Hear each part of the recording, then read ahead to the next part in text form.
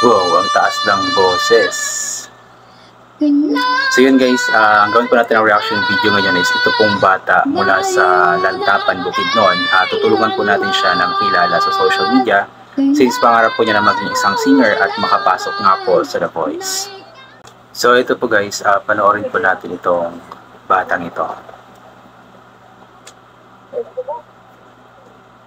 Diba, artistahin din yung mukha. Artistahin na bata. Ito kong kwarta. Nadarama ang tunay-tunay. Parang medyo kabado siya.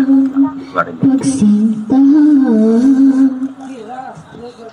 huwag-yakap kita ng mahigpit.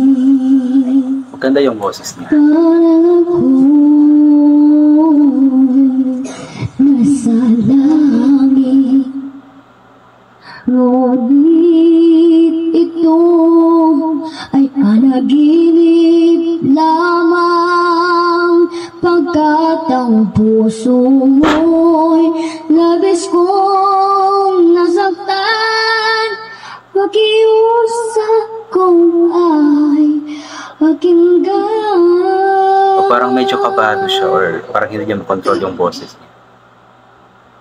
Pero maganda. Kailangan kita ngayon at kailanman.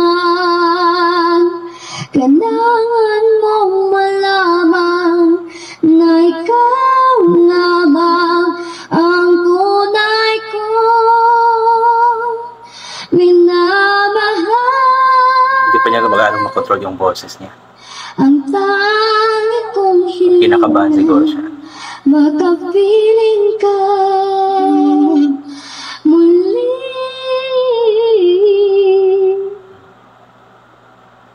Pero artistahin na bata. Inuubo siya kaya siguro hindi niya gaanong nakakontrol yung boses niya. Yun siguro yung dahilan. Ngunit ito ay panaginip lamang, pagkat ang puso mo'y labis kong nasaktan. Pakiusap ko ay pakinggan.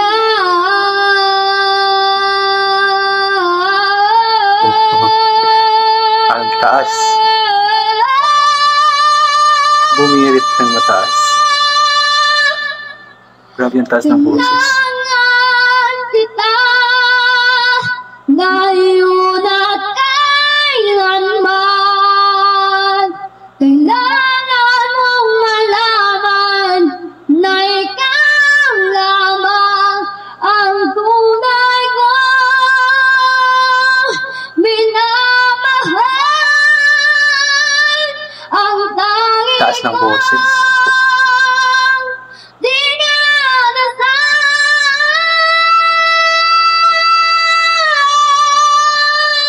Bumawi siya. Sa first part medyo hindi makontrol yung boses. Sa second part, yun, bumirit.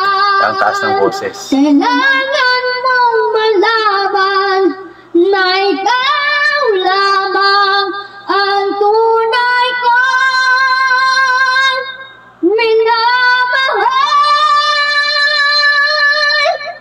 Ganda. Ang tangi kong hilingan, makapiling ka muli.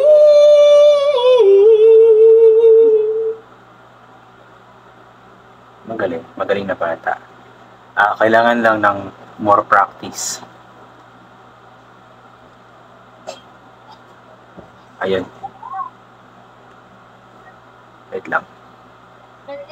So yun nga po guys, ang batang yun is taga Lantapan, Bukidnon. At inulit ko nga po, pangarap nga po niyang maging isang singer at makapasok daw sa The Voice Kids. Ayan. So ang batang yun ay si Gabriel Baguio. Ayan, support nyo po yung kanyang Facebook account, Facebook profile, Gabriel Baguio. So yun guys, inulit ko nga po sa first part ng video or ng kanta is medyo hindi niya nakakontrol yung kanyang boses. Parang kinakabahan siya or nawawala siya, or maybe dahil meron siyang ubo or something like that. Pero doon naman sa second part, yung pabirit na talaga sa chorus is talagang yun, he nailed it, kumbaga. Talagang nakuha niya yung birit niya doon at itinaas pa niya.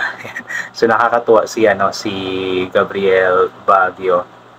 And overall naman maganda naman yung performance, pero inulit ko nga is kailangan pa ng more practice, confidence sa sarili, kailangan yon. Di ba ang galing kong mag-advise, parang singer ako eh. Anyway, yun nga, si Gabriel Baguio. Nakita ko lang kasi itong batang ito, parang inadyata ako nito. Tapos may nakita akong live niya nung nakaraang araw, kumakanta siya. So, chinek ko, yun, may magaling din naman pala talagang kumanta. Marunong kumanta, may boses.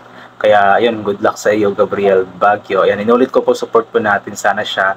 Nang sa ganun is matupad po niya yung kanyang pangarap na maging isang singer. And yun nga po, first step nga po yun, yung pag-practice. Kailangan niya mag-practice. Nang sa ganun is mas mahasa pa yung kanyang boses, yung mga hindi niya makontrol na part ng song ay makokontrol niya, yung boses niya makokontrol niya. And also, yun, sana makapasok talaga siya sa The Voice. Mahirap lang kasi talaga kapag nasa probinsya, like sa Lantapan, Bukidnon, which is napakalayo ng Mindanao to Luzon or Manila, kaya mahirapan po na magkaroon or makapag-audition. I believe mayroong audition sa The Voice or sa GMA from 7 years old paataas na singers this coming February 8. Pero yun nga, napakalayo kasi ni Gabriel Baguio.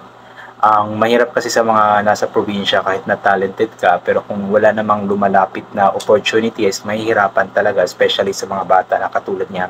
And kapag mayroong namang audition sa mga probinsya, like sa Bukidnon, I believe walang auditions sa Bukidnon. Wala pa akong nabalitaan na mayroong mga auditions na singing auditions sa Bukidnon. Kung meron man is dito sa Davao or sa Cagayan de Oro. So pupunta pa sila doon malayo.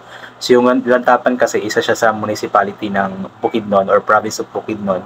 So yun, mahihirapan talaga siya. Pero overall naman, magaling naman siya. So kailangan lang niya, inulit ko, kailangan mo na niyang mag-practice sa ngayon, sumali-sali sa mga contest doon sa kanilang lugar. Sa ganun is mas mahasa ang kanyang boses, mas gumaling siya para kung sasali na siya sa mga TV or national TV competition is meron na siyang baon na confidence sa sarili at galing sa pagkanta. Ayan, so yun guys, hanggang dito na lamang po itong gagawin ko na reaction video.